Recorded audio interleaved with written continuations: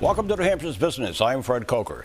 The New Hampshire edition of New Hampshire Magazine has a wonderful story about British novelist Charles Dickens and his New Hampshire connections. Of course, I'm talking about the Charles Dickens, who wrote A Christmas Carol and famous novels such as David Copperfield and the Pickwick Papers.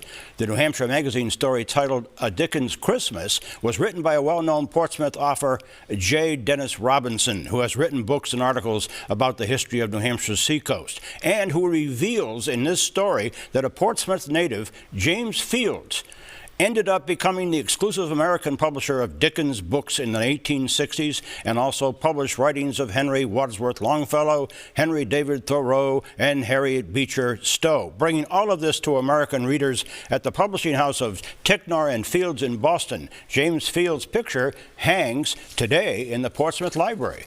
So with me to walk through this New Hampshire story is the editor of New Hampshire Magazine, Rick Broussard. Welcome. Nice to have you here. It's great to be here, Fred. And what a great story, Rick. Take us into this wonderful story that you put in your magazine, A Dickens Christmas by Dennis Robinson, and the Charles Dickens world of 1860s.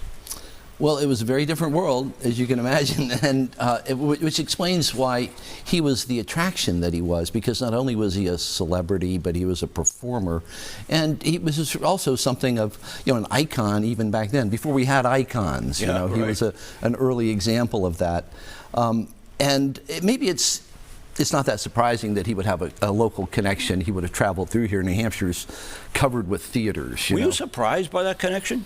Well, the connection to Mr. Fields, yes. I did not realize that his publisher was from here. Yeah. Ticknor & Fields is a very famous publishing house in Boston, and they handled all the great names, and so he was among them, and in a lot of ways it makes sense. It was a small world back then. And he grew up in Portsmouth and then went on to Boston to publish. Yep. According to the writer Robinson, writer of your article, when Charles Dickens presented his novels in public gatherings, he spoke without the aid of scenery, props, musics, or costumes. He became all the characters in his stories, and his performance was enhanced only by the raising and lowering of gas lamps, which were popular and necessary at the time, of course.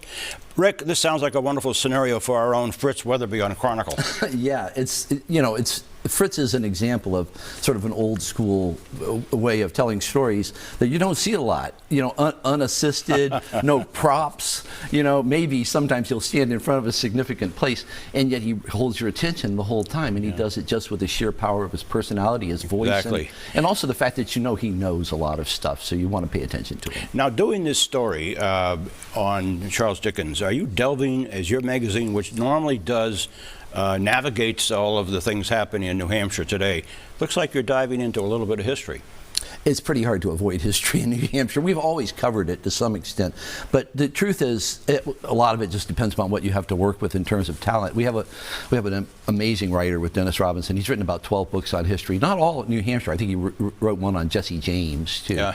And right. so he's really a celebrated historian and an excellent and clever writer. And the fact that he's working for me now means that we will be doing more history stories because very good, very good. Now, while he wasn't giving public readings of his books, Charles Dickens stayed at a house in Boston, and James Fields, at James Fields' house, in fact, and at one point another New Hampshire native dined with him, and that is New Hampshire poet Celia Layton Thaxter, and you can see her there, who lived on the Isle of Shoals, and who was also a well-known American poet in the late 19th century, poems such as The Sandpiper and Landlocked.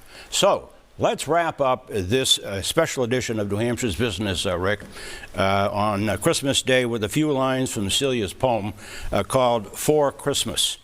And here they are. The first 4 lines read, "Thy own wish, wish I thee, in every place, the Christmas joy, the song, thine own wish, the feast, the cheer, thine be the light of love in every face that looks on thee, to bless thy coming year."